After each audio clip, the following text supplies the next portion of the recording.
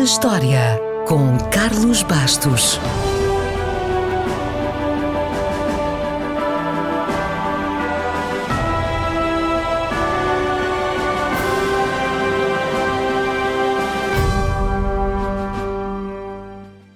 Foi a 12 de novembro de 1912 que os diários e os corpos de Robert Falcon Scott e dos seus homens foram encontrados na Antártida. O seu nome ficará para sempre ligado à exploração do Polo Sul. No entanto, apesar de ter lá chegado, esta foi uma corrida que não acabou bem. Porquê?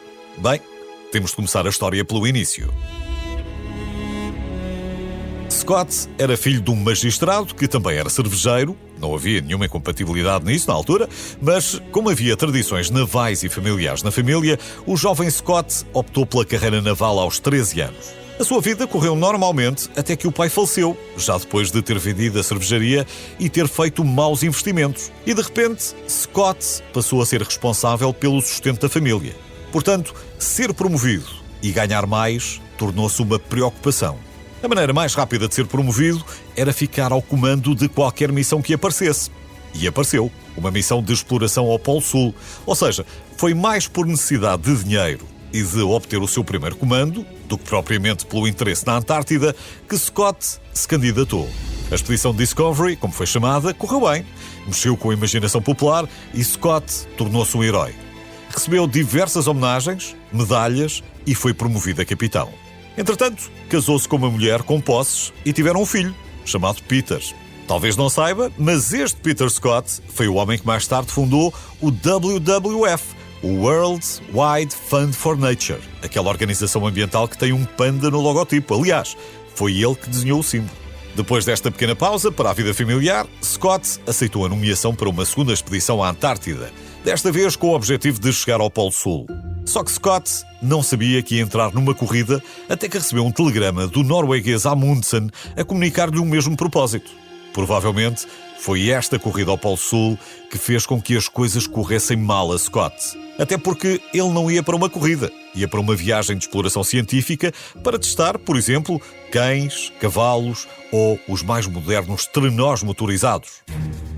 Para aumentar a pressão de Scott, o barco ficou preso 20 dias no gelo, fechando cada vez mais a janela de oportunidade e aumentando a distância de Amundsen, que tinha partido primeiro. Amundsen nunca perdeu a vantagem, partiu e chegou primeiro ao Polo Sul, o local mais desolado e inóspito do planeta. 34 dias depois, Scott chegou e descobriu que o seu maior medo, ser segundo na corrida, se tinha tornado realidade. Scott e os seus homens, que já tinham chegado em dificuldades ao Polo Sul, sofreram um golpe brutal e muito desmoralizador. Apesar de terem iniciado a viagem de regresso, viriam a morrer muito antes de chegarem a um porto seguro. Não houve apenas uma causa para as coisas correrem mal, existiram várias. A alimentação tinha poucas calorias, a pouca vitamina C levou a casos de escorbuto, as latas de combustível eram fracas, o transporte desajustado, as roupas também, enfim, a morte do grupo de Scott trouxe muitas lições sobre a sobrevivência nas regiões polares. Entretanto, 100 anos de tempestades e de neve taparam a cruz e a tenda onde Robert Falcon Scott e os seus companheiros morreram na plataforma de Ross. Estima-se que o local esteja a 23 metros de profundidade e a cerca de 48 quilómetros do ponto onde morreram.